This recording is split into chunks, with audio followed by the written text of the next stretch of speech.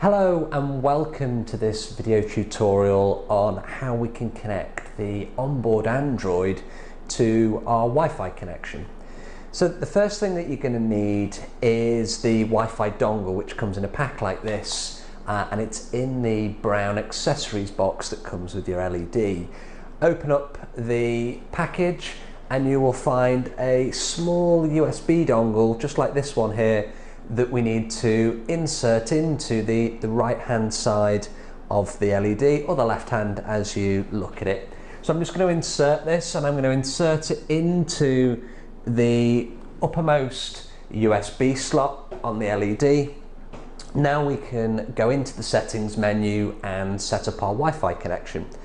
I'm going to swipe up, I'm going to hit the settings, I'm going to choose network and equipment, I'm going to choose wireless LAN, and I'm now going to turn on my internet connection. It tells me that it's turning on and it's searching for my wireless connections. When my networks appear, which they should do any moment now, I can then select the network that I'd like to join and I can enter the password. Here I have a wireless network. I can select the wireless network and I can then hit connect.